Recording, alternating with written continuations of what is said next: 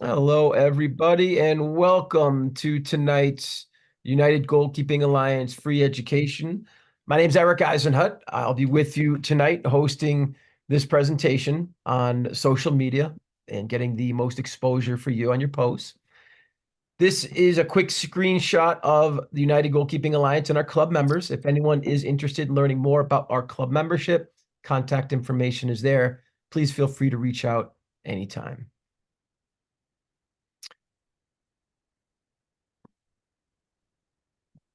Okay.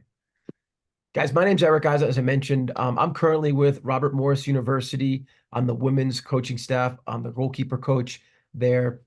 I also work with the United States Youth Soccer on the ODP Region East. I'm on the goalkeeper coaching staff there. And here in PA West, I'm the director of goalkeeping on the boys side. And as I've mentioned to some of you, I'm a proud United Goalkeeping Alliance board member. And tonight I'll be working with you and speaking to you around social media, specifically how to maximize exposure. The bullet points that you see to the left is going to be the agenda we're going to follow today. I'm going to get into first the purpose. Like, what is the overarching purpose as to what we're trying to do? And then once we figure that out or understand that, creating the content and where to post it and then the audience and tagging comes naturally after. So we'll first start with some basic information, and then we'll come down to the pinnacle at the end, and I'll show you some examples as to some of the posts that we have shared and used in some of our social media when we've been trying to share with our goalkeeping showcases that we've been doing recently. So first and foremost, if you guys have questions, comments, please feel free just to jump in. And I mean that. I'll probably stop on occasion and ask if you have questions. To me, silence is acceptance. I'm totally okay with that. If you'd like to type it into the chat, that would be an easier way too, and I can review all the questions at the end. But again, feel free to get involved and ask questions along the way.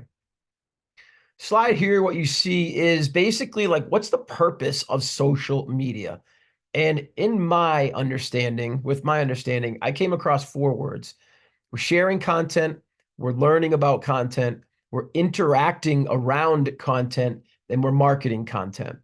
And what I want to ask parents and ask goalkeepers is, what is your brand? Because that's important, because that's what you are portraying to the public around who you are and what you do. So when I say brand, it's almost like, what do you want to present out to the public? And then the second thing I want you to think about is, who is your audience? Because that's crucial. If you're not putting posts out with a specific audience in mind, then it's almost just you're throwing it out there and hopefully someone sees it. What we want to do is be very strategic and purposeful with our post that we're putting out there on social media. I can't emphasize this piece enough. There are good posts and there are bad posts. And I mean this. I've seen coaches or heard of stories from coaches just stop connecting with student athletes, potential student athletes, based on some of their social media posts. I can't stress this more. Guys, please be careful on how you utilize your social media and the content you post, because it's out there for everyone to see, and there can be negative repercussions based on what you post. So again, I just want to put that warning out there. That's not why we're here today. We're here to move forward with goalkeeping and presenting our content on social media. So what is that content that we want to share? What are we looking to communicate? So in an eye of, this is going to, or I want to post my social media content around goalkeeping and getting views, some of the content that you're going to put out there, you're going to attach information to it that's probably not going to change. Like, you're going to attach your name, your club name or the logo of your club, your contact information, email, and cell. If you have registered with the NCAA, you're going to want to put your registration number there. And then down the bottom, and we'll show examples, as I mentioned, of these with this information on it, a picture of yourself so coaches can actually see who you are and identify with you when they see you. Your jersey number, the position you play, in this case, obviously GK or goalkeeper.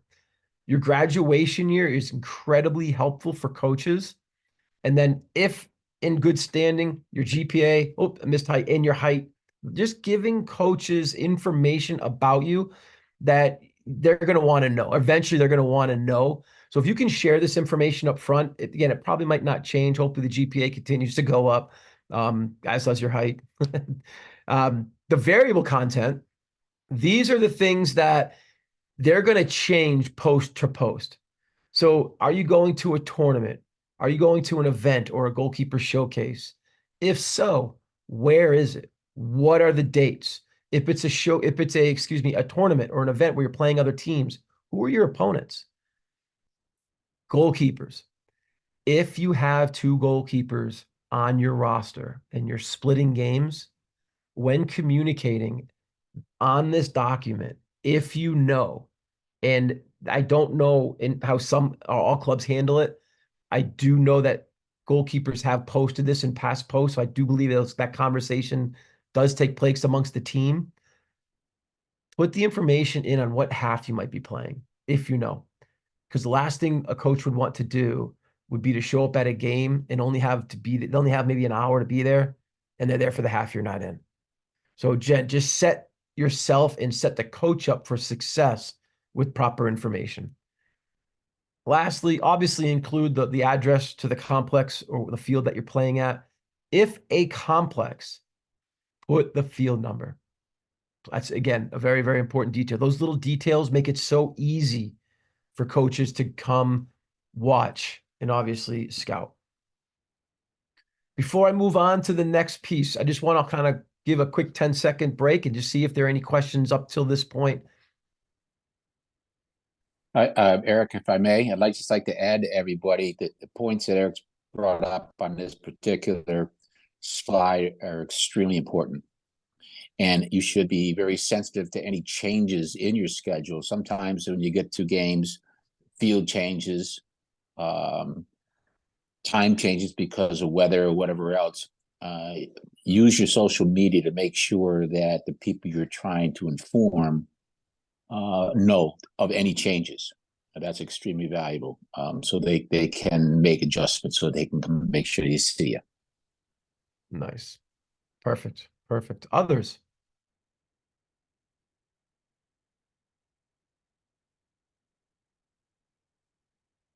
Okay. Which platforms will you utilize? The three most popular ones from a student athlete perspective that I've seen and utilized and taken advantage of: Facebook, X, and Instagram. X is a very popular one for quick communications, getting it out there. Instagram, to a degree, the same. Facebook's a little bit longer or more of a post to share content that you want to have consistently out there, where it's not like a story, so to speak, where it can go away. Now, you're going to see 5 different types of audiences here, and they're all very important. Some more than others, but you're going to want to understand your target audience, and you're going to want to understand the purpose behind each one of these. College and universities and coaches, we can put that actually in one bullet. Those are all the people that you're looking to inform. I want you to come. It's almost like an invitation. I want you to recognize me. I want you to come to my games. I want you to learn about me. The bottom 3, those are the ones that are going to help you share your content. So you're dealing with your league or your club. If you deal with a scouting agency or a recruiting agency, and any hotspot or any site that forwards this type of content in their own site, Top Drawer is a good one. If that's a recognizable name that shares a lot of high school or potential student college athletes. I'm having a tough time talking here. They will help share that content. So those bottom 3 are resources that can help. The top 2 are the ones that you want to eventually see this content and learn from it. I think some people forget literally the bottom 3, because there are a lot of people out there that will help you and forward along your information who do have a lot of college eyes on it or scouts eyes on their sites. All right, this is the last one before we get into examples. Blodge brought up a great point, and I'm going to speak to it in that you see the during. So when to post, you see before, you see during your actual event, and then after the event. Um, Before, it says I use the 2-3 rule: 2 to 3 weeks, 2 to 3 days. Now, some people take the 2 to 3 weeks, and that's kind of spread out. Some people say as soon as you get your schedules, let it be known, and tag all the coaches and universities, and what we just saw on the previous page. What that'll do is it allows them to get a jump start on their schedule. They can then make sure that they know where you're going to be with the other players that they're looking to scout as well. But they're going there with purpose. They're not wandering field to field. So if you can get on their calendar, their schedule early, that's a good thing. The 2 to 3 days is essentially a reminder. And it can be a repost, or it can be you creating a whole new one. Now, the whole new one will include a lot of the specific details that we've already spoken about, as will the first one. But, and I'm going to show you the examples in the next 2 slides. One might be a little bit creative than the other. One might be just plain information. The other one might be a little bit more creative. And again, I'll show you that in a moment. The during. Blodge made an awesome point regarding if anything changes, weather, schedules change, fields change, or also maybe had an awesome game and you got a sweet couple of highlights you want to share. It's cool to share those during the event. And it's really a good way to communicate urgent change, which is that change to a schedule. And again, tag those that are most important to you when it comes to who are you there, who do you want, who's there to come watch you play. And then lastly, after the event, try to find out which colleges came and saw you, which programs, which coaches. Tag them with a thank you. Thank you for coming to watch. Maybe you have a highlight video of that event that you can share with them because you know they've already seen you. Now you want to kind of emphasize, here are my highlights from when you saw me. And if you know when your next event is taking place, put it in there. Put it in there. It's a good piece of information for a coach to keep in connection with you. So if they like you, maybe they're the only scout of 3 on their team. Maybe they can now say, hey, you know what? You too, when you go to the next event, I want you to go check this keeper. I really like this keeper. And it can really help with kind of staying connected, so to speak, with the coaching staff. Questions, comments. Can someone take a peek at that? I'm trying to get a peek at that chat function there. Hold on one second. Oops. Oops. All right. For schedule, is it better to email scouts? Great question. So for the schedule, when you originally get your schedule, email is a good one to communicate. I'm sorry, email is a good format to communicate originally with your coaches as well. So you want to not only put that social media post, which is what we're focusing on today, but also an email getting sent with that information. That email will be a lot more specific to you. So not only will you include your calendar and your schedule, but you're probably going to also include references, maybe your soccer resume, sugar, and that's going to be a little bit more of a thought out type of that email is going to be pretty long, I guess you could say, with a lot of information on it. But it's also going to introduce the schedule as we were speaking to earlier. Good. So yeah, I would say, is one better than other? Email up front, 3 to 4 week window before an event might be best. In that situation, 2 to 3 days before. Social media posts is probably what I'd say. Erik, may I make a quick comment, please? Yeah, please go right ahead. The quality of the video can be very helpful, and also what you're showing, how much the field you're showing. It's hard for anybody to analyze a video taken when you're showing a complete half of the field when the goalkeeper is a very tiny part of the picture. Also, you don't want to have just the goalkeeper pretty much in the whole frame as well.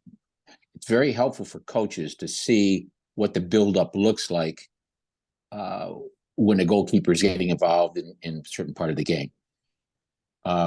When I was at Rutgers, we used to video the field in thirds.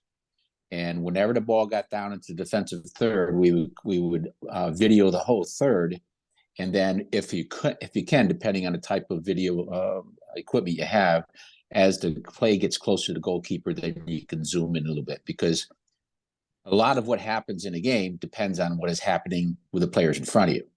And sometimes that helps a coach to analyze to see if you are reading the game properly and if you're reacting to situations in a good way.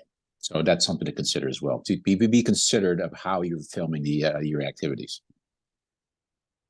Nice. Great comment, Blige. Great comment. Can I ask a Love it. question building on Please. that? Yes. So if you don't have anybody filming for you and you've got to set up a tripod or GoPro to get some closer video because the VO is not, to your point, close enough to get a good view, where would a coach want that video to come from if you have a stagnant camera, on the sidelines? Where's your best place to put that to get some closer footage? Yeah. It's in my opinion, one of three locations. Top of the box on that touch line, so you can see the whole 18. And what that's good for too is like you can hear the goalkeeper. I think that's important to be able to hear what a keeper says. As a result of that, the second location is directly behind the goal, not looking through the net, but a vision or a view that nothing's in your way, meaning the netting or the post, but you're more, if you can get behind the goal. And I know that's difficult to do, but you would use certain clips from that to show staying connected with your back line, your volume and your tone in set piece situations, or if the ball's inside your 18. If there's a way to get vertical, like sometimes they'll have stands behind a goal. And if you could like put your tripod there where you're looking down from behind the goal out onto the whole field, that's another view that I really like. It's almost like watching a game from behind the goal. Like for me, that's the best view, is to stand behind the goal. People differ on that. Blige, what would you say from a camera's perspective? I think, yeah, I think you hit him. I think you hit him perfectly. Doing it in the stands with a whole bunch of people in front of you is not a good idea. You got to try and isolate yourself so that you can key in on the goalkeeper. Another point I want to say in that regard is you have to kind of keep your emotions in control when you're watching a game. Because if you're yelling and screaming and getting all excited about what your son or daughter are doing, then you're missing an audio part of the game that coaches really want to hear. Coaches want to be able to hear if the goalkeepers actually engaged the game, if they're communicating, and so on. And it's very, very difficult to try to do that when you have a whole bunch, when you're, very excited parent and cheering and going crazy, and you're drowning out any of the video that you might want to hear. So that's something to take into consideration as well. But in regard to what Erik was saying, I think the places the viewpoints from that he pointed out, fantastic. I think those are all great spots. Cool. Thank you, sir. Question in the chat that I received. We were told coaches don't like to get tagged on posts. What do you feel about that? It's literally one of the only ways that I can keep up with people is when they do it that way. It's quick, it's easy communication. And so I'm a fan of it, to be truthful. Everyone has their impressions, I think, and thoughts on it, but I'd rather over communicate than under communicate. But if someone tells you don't do it, don't do it to them. It's probably my last piece of advice regarding that. Last chance for questions before we get into examples. Well, and keep texting them in if you want to use the chat function. Everybody, don't be afraid to put your questions in there. All right. So we've been working with the ECNL on providing goalkeeper showcases for coaches to come and watch goalkeepers in a 75-minute showcase. And the goalkeepers are put into game situations for them to perform. And our goal is to get them to perform as best they can so coaches can see them and hear them and be involved in that. Now, what we do is when we started doing this, we needed to figure out how to communicate with coaches. So one of the things we came up with in working with the ECNL was a blank platform similar to this, where we know where the field is going to be. So all these goalkeeper showcases are going to take place on field number 23 in the bottom right corner. The campus or the exact location is that Premier Sports campus. And then there's a blank in the middle, right? Just space. That's where we wanted goalkeepers to put their own name put their own GPA, put their contact info. Remember those bullets that we talked about, the variables and the fixed? We want goalkeepers to input their own information and create their own diagrams, because everyone's going to have different information to share. Here you're going to see two examples of that. One was for a goalkeeper showcase for the boys on the right, and one was for a goalkeeper showcase for the girls on the left. Essentially, with these, for the one on the left, we had whoever participated in that specific one would forward out or would send out in a post this information to the coaches. Hey, I'll be participating in this goalkeeper showcase. You see the field, all the information here. Here's the date, the time, bang. And then you can just send that out. It worked really, really well when we did it at the girls event in particular. The coaches were kind of almost applauding, like, that communication helps us, because again, we have tons of email come our way. If there's ways where we can just keep up to speed with where our kids are going to be on a regular basis, meaning last minute basis or quick conversation, social media was the place. Next one I'm going to show you is, in my mind, a great example as to what this could look like put all together when you create this somewhat on your own. Look at everything that, in this case, Emily Baird, Yeti Goalkeeping Alliance member. She's fantastic out of Florida. I believe I could have sworn I saw her dad, Greg, on the call. But this is well done. I mean, her name, the league, position, graduation year, and just continue to look down. You'll see more content as you get down there, the exact dates, the time, the year of graduation, or the year of birth, excuse me. You see the address. All of this information, if I received it as a coach, if I wanted to go watch Emily, is fantastic. Only thing I'd say to Emily is, if I showed up to one of those games and she only played a half and I showed up to the half that she's not playing in, I'd scratch my head. That's the only detail I'm missing. So, but if she's the goalie for full 90 for all three of these, fantastic. This is perfect. My question to you all now, I'm going to end with a quick question, a little bit of conversation. If you were posting this, who would you tag? And you can type that information into the chat function. Don't feel you have to speak. But who would you tag if you were posting something like this?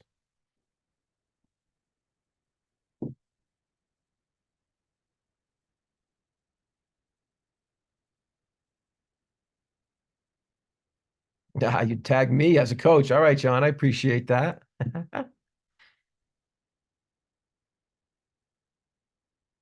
are a couple names even on this document that you could tag that I feel would be beneficial.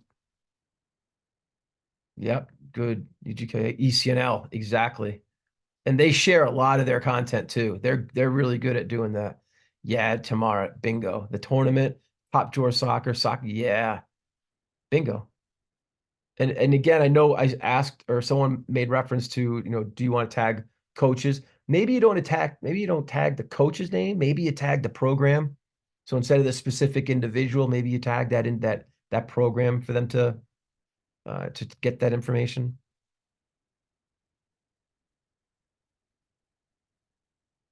This is great. Good. And yeah, honestly, that's kind of it, to be truthful.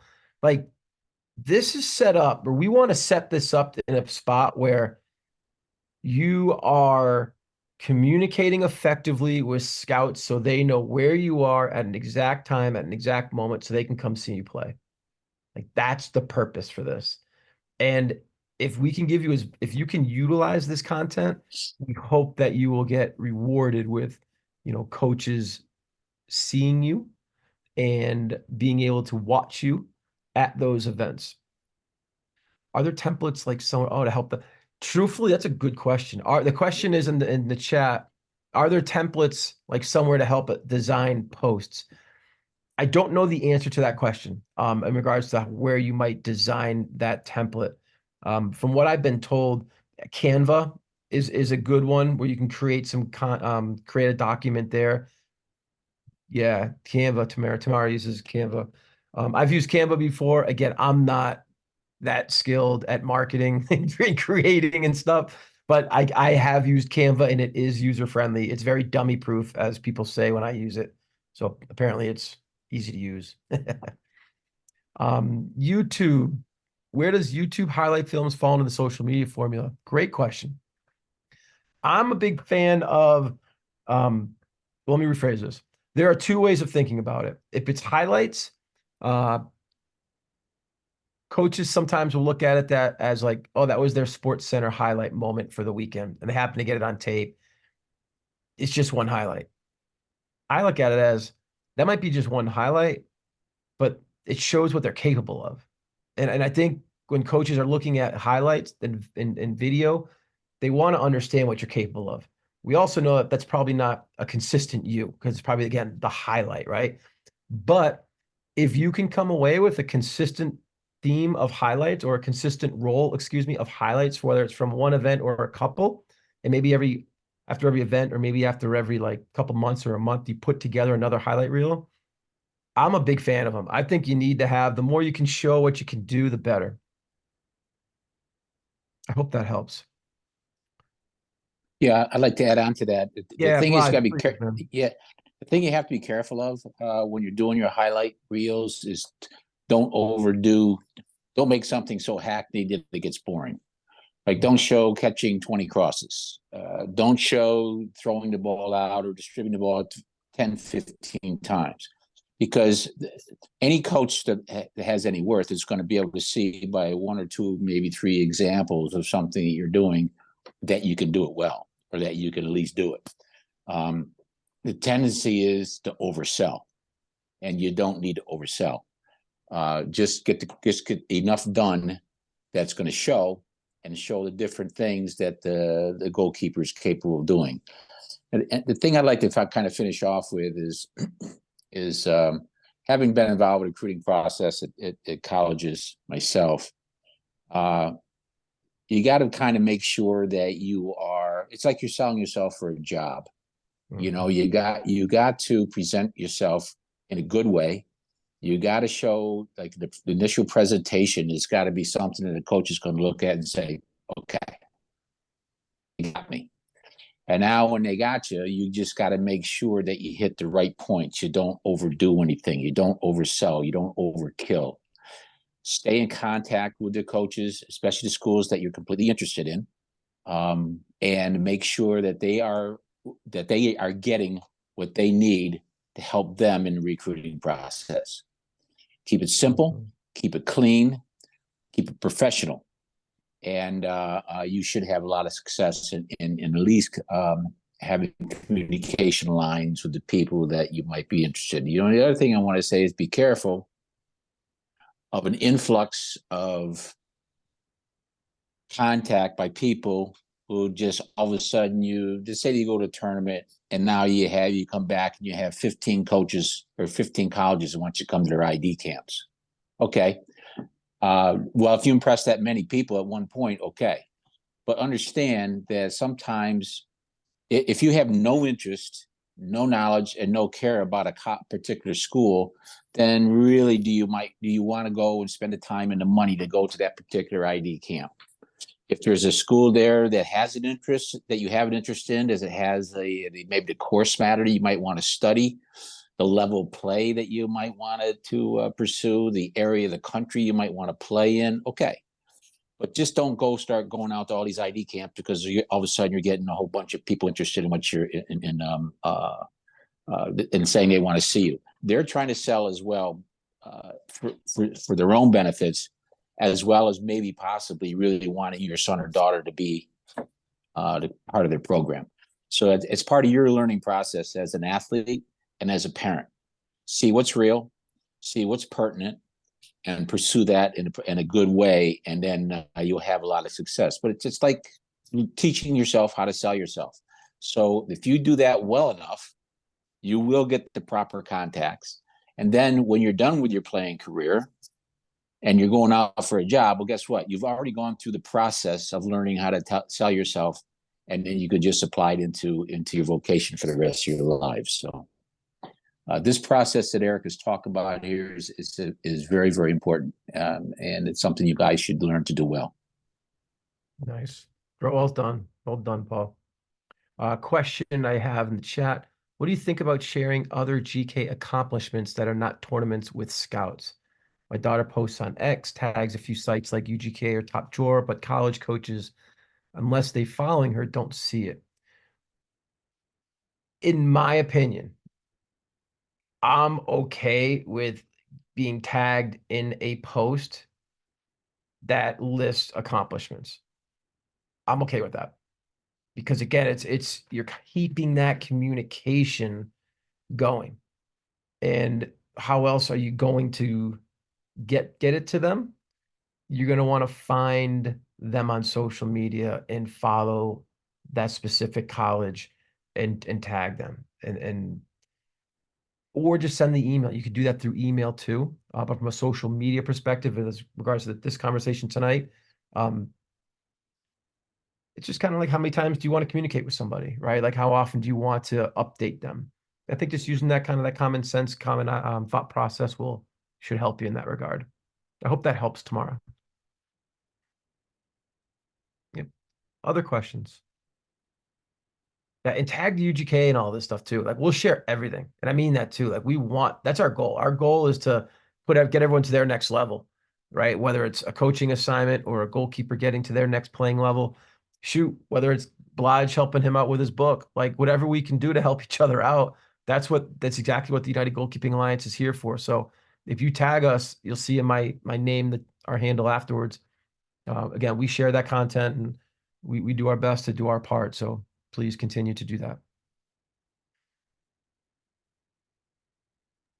If you understand a little bit about media, social media, like for example, when I put together a website for my business, there were certain words that they wanted you to use all the time, like goalkeeping, soccer, footwork, athlete. Like they would just tag all sorts of different words that apply to the position, and it's all based on algorithms. And the more these words show up, the better when people search for information about goalkeeper training or whatever, it shows up more. So be smart in what you're tagging, but don't be, make sure you're hitting all, like we talked about earlier, hitting all the points, like like you would say Lakewood Ranch. I would have, not only ETNL you would tag, but tag Lakewood Ranch, tag goalkeeping, stuff like that, because it just draws attention to those particular things that you're actually trying to portray. Nice. Last opportunity for questions, comments.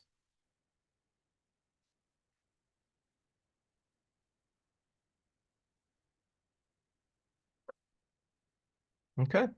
Everybody, here's my contact information and the United Goalkeeping Alliance information. If there's ever anything that we can do to support you in your goalkeeping journey, whether it's a parent, whether it's a goalkeeper, a club, or coach, that's what our purpose is. We're here to get everyone to their next level. So everyone, I just want to thank you for tuning in tonight. The recording will be on social media in the next day or two, and will definitely be in this Friday's newsletter. Everybody, have a great night. Appreciate you. Thank you very much. Bye. Well done.